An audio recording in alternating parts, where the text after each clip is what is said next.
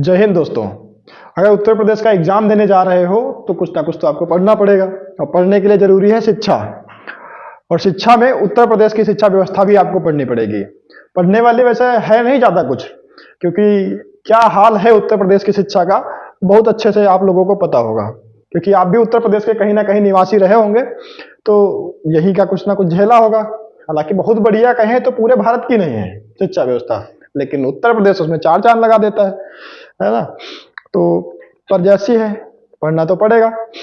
तो उत्तर प्रदेश की शिक्षा व्यवस्था के बारे में थोड़ा देख लेते हैं। ढीला पोली मामला है, कुछ स्लाइड मैंने पहले से बना ली है जिससे तुम लोगों का कम समय लगे और ज्यादा से ज्यादा चीजें हम तुमको बता पाए।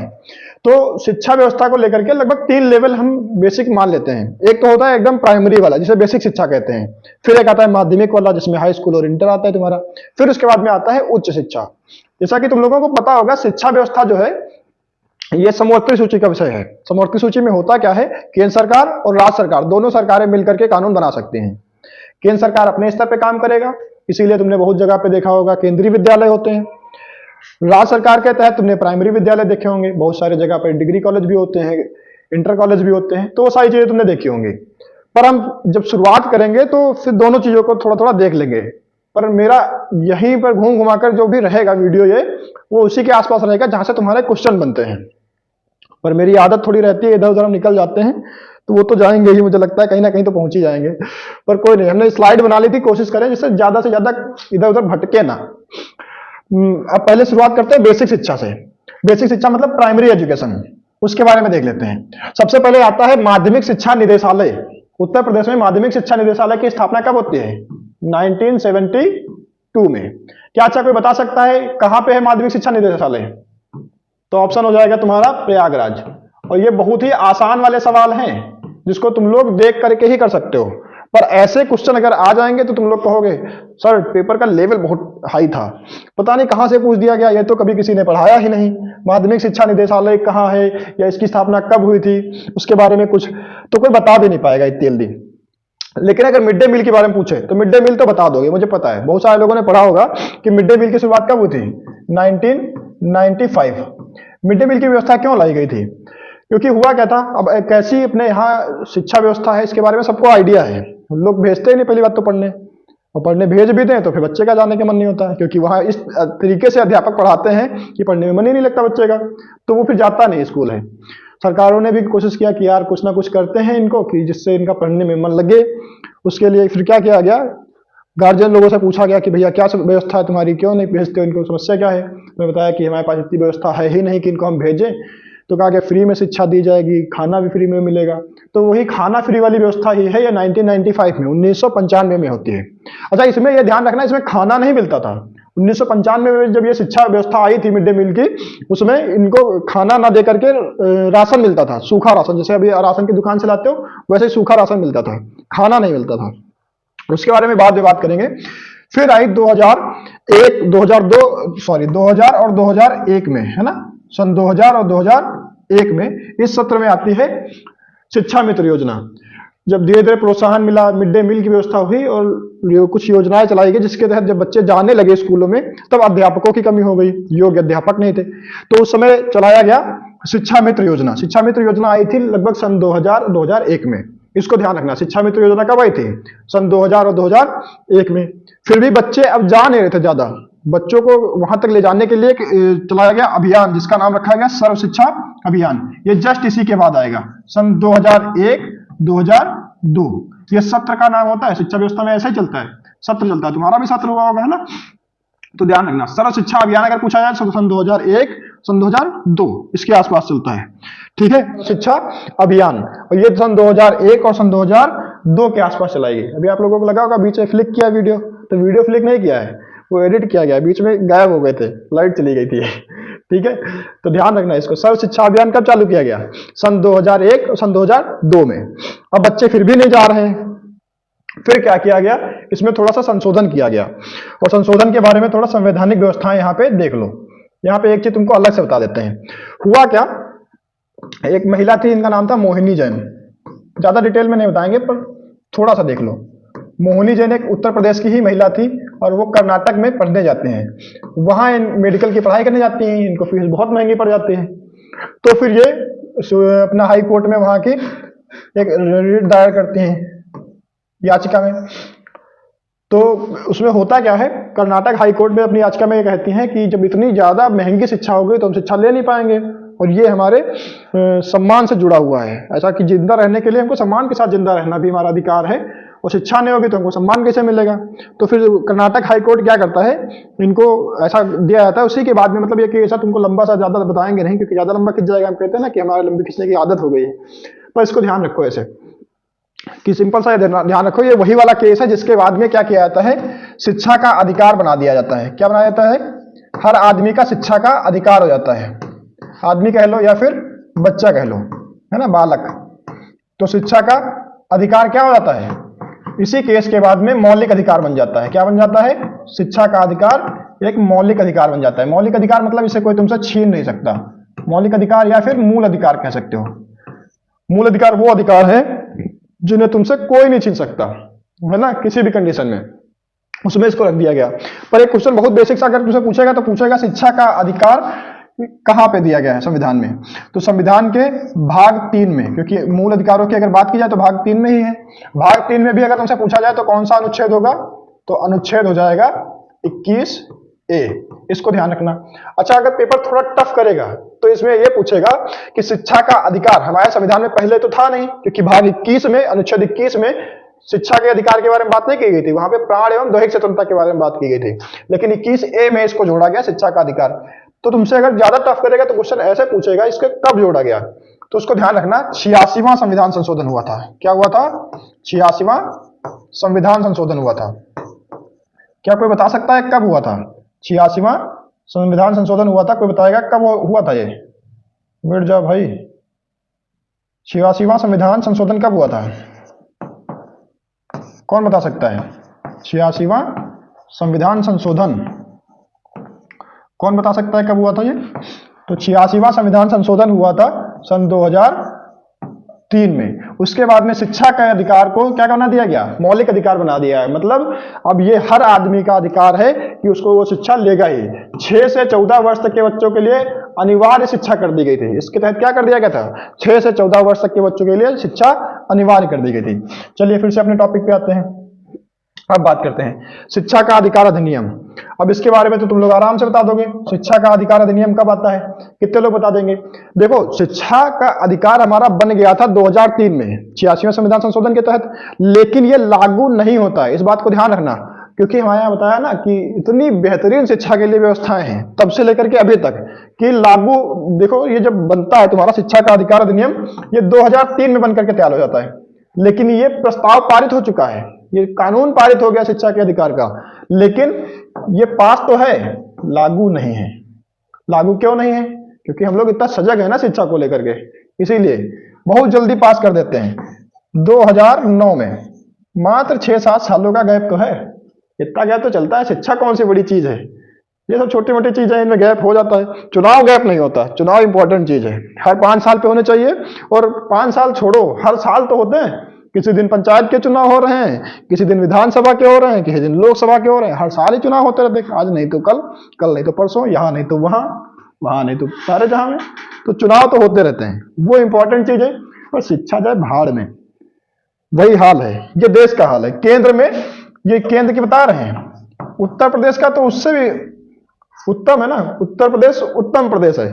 केंद्र में शिक्षा का अधिकार अधिनियम लागू होता है सन 2009 में। उत्तर प्रदेश में तुम सोचो, आइडिया लगाओ कब लागू हुआ होगा। उत्तर प्रदेश में तो इससे और जल्दी आ जाता है। उत्तर प्रदेश में आता है जुलाई 2011 में। जुलाई 2011 में क्या होता है, यूपी में लागू होता है। केंद्र में तो 2009 में ही लागू हो गया था। तो शिक्षा इच्छा चला करती है। यही हाल है ना कि वैकेंसी देखो, यूपी पुलिस कांस्टेबल में वैकेंसी आती है 60,000, लोग भरते हैं 50 लाख। तो क्या हाल है बेरोजगारी का। बेरोजगारी के आलम में तुम लोग भी हो, सब हैं, सब भटक रहे हैं, तुम भी भटको। तुम्हारा सौभाग्य यह है कि तुम उत्तर प्रदेश में पैदा हुए हो, है ना। राम भी यही जन्मे हैं, कृष्ण भी यही जन्मे हैं, सबने अपना नाम कमाया है, तुम भी कमाओ, राजनीति में जाओ, पैसा कमाओ, लूटो, और फिर तुम भी किसी धीरज साहू के जैसे तुम्हारे भी घर से कहीं बोरों में, ट्रकों में भर भर के नोटें निकल रही होंगी। तुम भी आओ, तुम भी लूटो, ध्यान दो इस पे। भारत साक्षर मिशन, अगर इसके बारे में पूछा जाए तो भारत साक्षर मिशन कब आता है? यहाँ हमारे यहाँ भारत साक्षरता मिशन ये चलाया जाता है अक्टूबर 2009 में। चलो टॉपिक से हट जाते हैं, क्या करें, हमारी आदत ही इतनी खराब हो गई है तो उसके बारे में क्या ही कहें।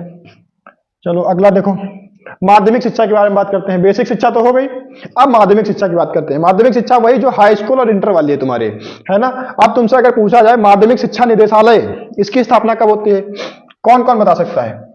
तो वही है जो बेसिक शिक्षा निदेशालय का था, ठीक है, 1972। पूछा जाएगा कहाँ है, तो तुम लोग अपनी मार्कशीट पे उठा के देख सकते हो। मार्कशीट पे क्या लिख के आता है, हाई स्कूल वाली मार्कशीट पे क्या लिखा है, उत्तर प्रदेश हायर सेकेंडरी, उसमें लास्ट में लिखा होता है ना प्रयागराज या इलाहाबाद, पहले तो इलाहाबाद लिख के आता था, देखा होगा ना सबने अपने अपनी मार्कशीट पे, उसमें लिख के आता है higher secondary Allahabad, UP board Allahabad, उसके बारे में तो ध्यान रखना।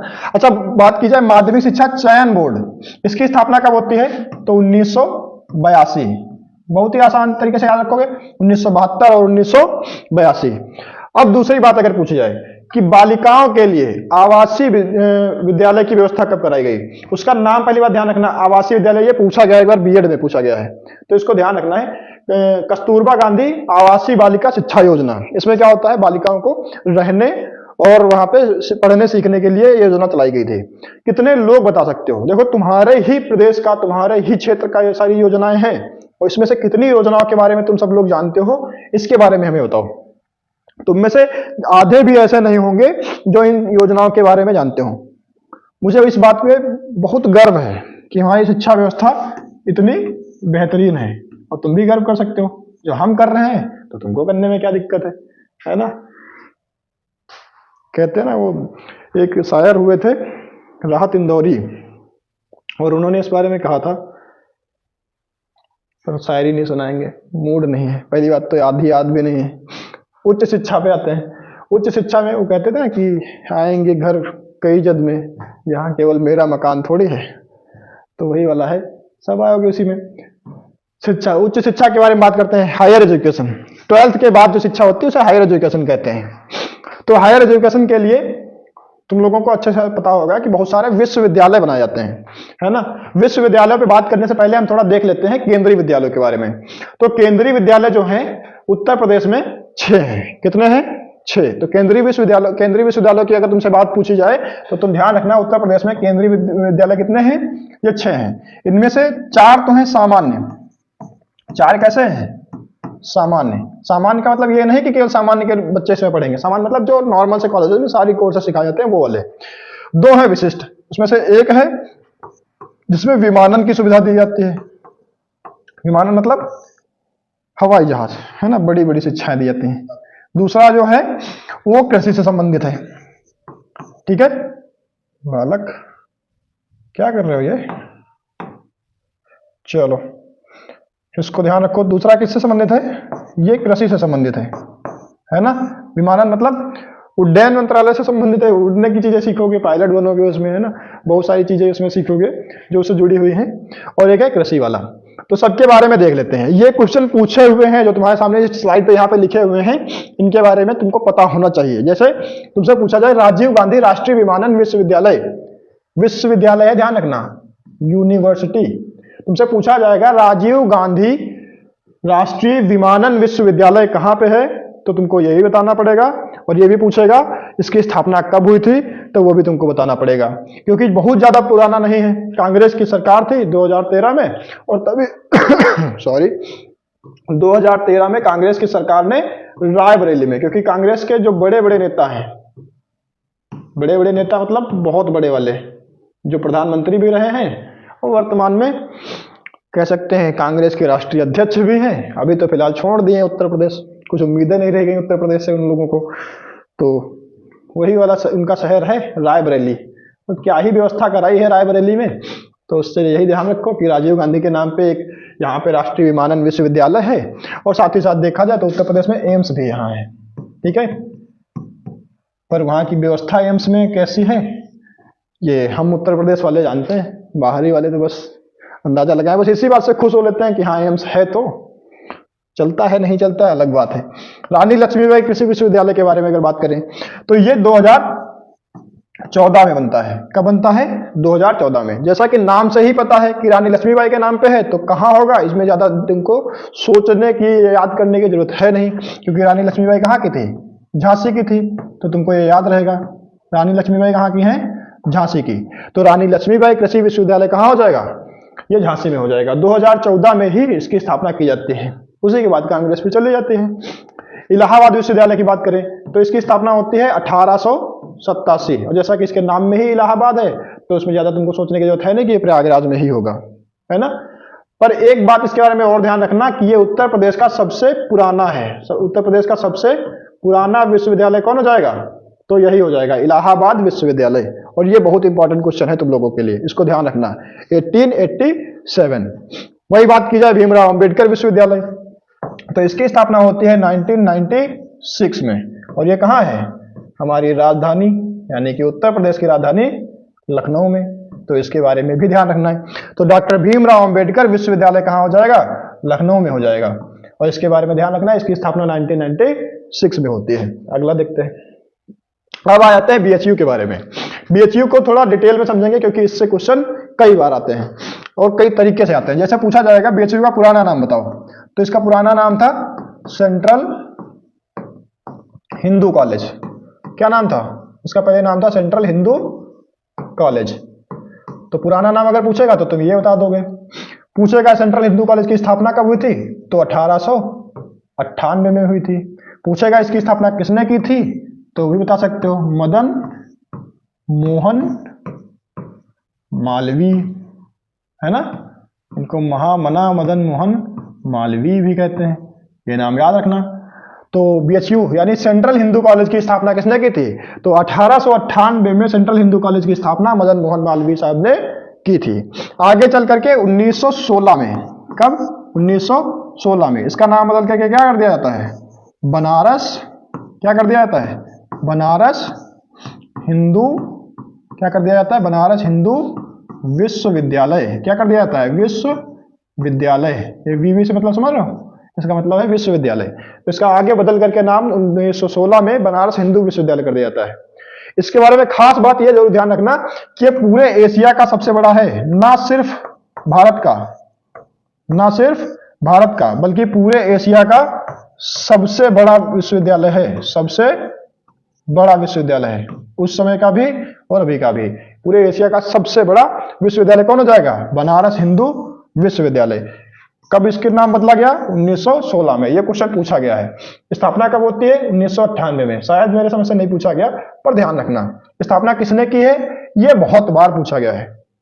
बहुत ही ज्यादा इंपॉर्टेंट हो जाएगा कि स्थापना किसने की है, तो मदन मोहन मालवीय साहब ने की है। पहले इसका नाम हुआ करता था सेंट्रल हिंदू कॉलेज, अभी इसको बीएचयू या बनारस हिंदू यूनिवर्सिटी कहते हैं। अगला देख लेते हैं। इसी क्रम में एक अगला है, इसका नाम है एएमयू। एएमयू का नाम भी पूछा जाता है। एएमयू किसे कहते हैं? अभी तो वर्तमान में अलीगढ़ मुस्लिम यूनिवर्सिटी कहते हैं, उसमें भी कुछ मैटर चल रहा है, केसेस है, पर हम लोग इसका पहले वाला नाम देखते हैं। पहले इसे कहते थे एंग्लो, गड़बड़ करने लगे भाई साहब। चलो नई स्लाइड ले लेते हैं, हो सकता है उसमें ना करो, है इसमें देख लेते हैं एएमयू के बारे में। एएमयू को देखते हैं। इससे पहले कहते थे एंग्लो मुस्लिम ओरिएंटल कॉलेज। अच्छा, ये कोई नहीं कहेगा कि ये लिख गड़बड़ रहे हो। पहली बात, तुम्हारी राइटिंग बहुत बढ़िया है, ठीक है, वो हमको लगता है। दूसरी बात, ये जो एक्स्ट्रा चल रहा है मार्कर, ये इसकी वजह से चल रहा है क्योंकि हमको इसको चलाने की आदत नहीं है अभी, तो इसको ध्यान रखना है। एंग्लो मुस्लिम ओरिएंटल कॉलेज। इसका पूछा जाए इसकी स्थापना कब होती है, तो इसकी स्थापना होती है 1875 में। कौन करता है इसकी स्थापना, तो ध्यान रखना एक नाम रहेगा सर सैयद अहमद खां। क्या नाम रहेगा? सर सैयद अहमद खां। क्या नाम रहेगा? ये नाम याद रखना, सर सैयद अहमद खां। 1875 में एंग्लो मुस्लिम ओरिएंटल कॉलेज की स्थापना करते हैं। भारत का एक पहला ऐसा विश्वविद्यालय हो जाता है, ऐसा बड़ा कॉलेज हो जाता है जहां पे पाश्चात्य शिक्षा दी जाती है। पाश्चात्य मतलब जो अंग्रेजी शिक्षा है या फिर पश्चिमी देशों की जो शिक्षा है वो दी जाती है। तो एंग्लो मुस्लिम ओरिएंटल कॉलेज का नाम होता है। इसका भी नाम 1920 में बदल दिया जाता है। 1920 में इसका नाम बदल के क्या कर दिया जाता है? इसका नाम बदल करके अलीगढ़ मुस्लिम यूनिवर्सिटी कर दिया जाता है। क्या कर दिया जाता है? अलीगढ़ मुस्लिम विश्वविद्यालय कर दिया जाता है। क्या कर दिया जाता है? अलीगढ़ मुस्लिम विश्वविद्यालय। तो इसको ध्यान रखना है, अलीगढ़ मुस्लिम विश्वविद्यालय। और सबसे ज्यादा बार अगर कोई पूछा गया क्वेश्चन है विश्वविद्यालय से तो वो ये है कि एएमयू यानी अलीगढ़ विश्वविद्यालय की स्थापना किसने की?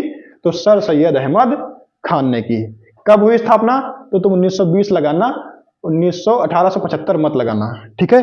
क्योंकि तब अलीगढ़ मुस्लिम विश्वविद्यालय की स्थापना नहीं होती है, तब किसकी होती है? एंग्लो मुस्लिम ओरिएंटल कॉलेज की। अगर इसके बारे में पूछा जाए तुमसे तो तुम जरूर 1875 लगा देना। लेकिन अगर तुमसे पूछा है एएमयू की या फिर अलीगढ़ मुस्लिम यूनिवर्सिटी की तो ये 1920 में होती है। लेकिन अगर पूछा जाएगा संस्थापक कौन है तो उसी आदमी का नाम लगा सकते हो, सर सैयद अहमद खान के बारे में। इस बात को ध्यान रखना, बस थोड़ी सी कंफ्यूजिंग है, ज्यादा नहीं है, बस थोड़ा सा याद रखना कि 1920 में अलीगढ़ मुस्लिम यूनिवर्सिटी की स्थापना होती है, ना कि 1875 लगाओगे। कई बार ऐसा देखा गया है, ठीक है? कुछ और बात कर लेते हैं, जैसे राजकीय मेडिकल विश्वविद्यालय कितने हैं? तो उत्तर प्रदेश में राजकीय मेडिकल विश्वविद्यालय कितने हैं? तो ये 2 हैं, ठीक है? याद रहेंगे कितने हैं? राजकीय मेडिकल। अच्छा हाँ, एक खास बात ये ध्यान रखना, एलोपैथी वाले हैं। जैसे तुम्हें बुखार आता है ना तो तुम जाते हो और कॉम्बिफ्लेम ले आते हो, या फिर इसमें वो चला है क्या है, डाइक्लोप्लस, क्या खाते हो, वो वाली। तो उसको भी ध्यान रखना, वो वाली भी जो तुम्हारी दवाई है, ये सारी जो तुम्हें टैबलेट में ले आते हो वो सारी है तुम्हारी एलोपैथी। लेकिन पहले आयुर्वेदिक चलती थी, तो ये आयुर्वेदिक वाली नहीं है। एक चलता है वो ड्रॉप वाला, उसको क्या कहते हैं? एलोपैथी नहीं कहते उसे, होम्योपैथी कहते हैं। तो होम्योपैथी का अलग सिस्टम है और आयुर्वेदिक का अलग सिस्टम है। हम तुम्हें केवल एलोपैथी के बारे में बता रहे हैं। तो उत्तर प्रदेश में ध्यान रखना, तो 2 राजकीय एलोपैथी के कॉलेज हैं। एक है लखनऊ में, कहाँ है? एक है राजधानी लखनऊ में, और एक है सैफई में। और सैफई तो तुम लोगों को बताने की जरूरत पड़ेगी नहीं। सैफई महोत्सव कहाँ होता है? इटावा में। कहाँ होता है? इटावा। तो 2 हैं राजकीय मेडिकल विश्वविद्यालय। ध्यान रखना, विश्वविद्यालय की बात कर रहे हैं, मेडिकल कॉलेज की बात नहीं कर रहे हैं। केंद्रीय मेडिकल कॉलेज के बारे में अलग बात है। केंद्रीय मेडिकल कॉलेज भी अगर तुमसे पूछेगा तो संख्या 2 ही है। केंद्रीय मेडिकल कॉलेजों की संख्या कितनी है? तो ऑब्वियस सी बात है, केंद्रीय मेडिकल कॉलेजों की संख्या भी कितनी है? ये भी 2 ही है। वहीं अगर तुमसे पूछा जाए कहाँ कहाँ पे है तो ध्यान रखना, यहां लिख दे इधर। तो एक तो तुम्हारा हो जाएगा वाराणसी में, एक कहाँ हो जाएगा? एक तुम्हारा हो जाएगा वाराणसी में, और एक कहाँ हो जाएगा? अलीगढ़ में। देखो धीरे धीरे तुमको बता रहे हैं इसलिए कि तुमको याद हो जाए, क्योंकि मुझे ही पता है तुम दोबारा इसको तो नहीं देखने वाले और ना ही तुम इसको नोट करने वाले, क्योंकि तुम इतने होशियार लड़के वैसे हो ना, तो तुम नोट तो नहीं करोगे, ये तो मुझे पता है। तो कम से कम साइड में हट जाते हैं, स्क्रीनशॉट ही ले लिया करो, है ना? तो स्क्रीनशॉट जब साइड में हटते हैं ना तो बीच में बोलते नहीं। इसका मतलब ये होता है कि तुम थोड़ा स्क्रीनशॉट ले लो, लिखोगे नहीं तो फोन में पड़ा रहेगा। कभी रजाई के अंदर ऐसी ठंड में, देखो हमारी इतनी ठंड लग रही है, पूरा बांध बूंद के पूरी व्यवस्था से है, फिर भी बना रहे हैं ना वीडियो, तो तुम भी कम से कम इतनी ठंड में अगर रजाई के अंदर से कहीं देख रहे होगे तो स्क्रीनशॉट ले लोगे, तो कभी पढ़ लोगे दोबारा से। ये अलीगढ़ लिखा हुआ है, ठीक है? तो तुमसे अगर पूछा जाए केंद्रीय मेडिकल कॉलेजों की संख्या उत्तर प्रदेश में कितने हैं तो 2 है। कहाँ कहाँ पे है? एक तो वाराणसी में है और एक अलीगढ़ में है। वाराणसी के बारे में कुछ बताएं? इसे राण साण नगरी कहते हैं। राण साण जानते हो क्या होता है? एक होता है राण जिसकी कभी शादी ना हो, और एक होता है साण जो छुट्टा घूमता है। तो राण साण नगरी इसलिए कहते हैं क्योंकि यहाँ पंडे बहुत ज्यादा है और साण भी बहुत ज्यादा है। इसे मुक्ति नगरी भी कहते हैं। इसके वो पुराने नामों में, उपनामों में देखोगे तो इसे मुक्ति नगरी कहते हैं, सीढ़ियों की नगरी कहते हैं, घाटों की नगरी कहते हैं, और वाराणसी, काशी, बनारस तो कहते ही हैं, इतने सारे इसके नाम हैं। अलीगढ़ को हरिगढ़ कहते हैं, कोइल भी कहते हैं। तो सारी चीजें भी ध्यान रखना। चलिए अगला देखते हैं। अब बात करते हैं कृषि विश्वविद्यालय। सबसे ज्यादा अगर कहीं से क्वेश्चन पूछे जाते हैं तो वो यही है।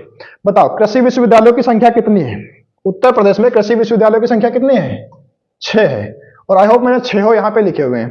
तुम लोग बताओ इनके बारे में थोड़ा सा बताओ। सबसे पहले पूछा जाएगा चंद्रशेखर आजाद कृषि विश्वविद्यालय कहाँ पे है?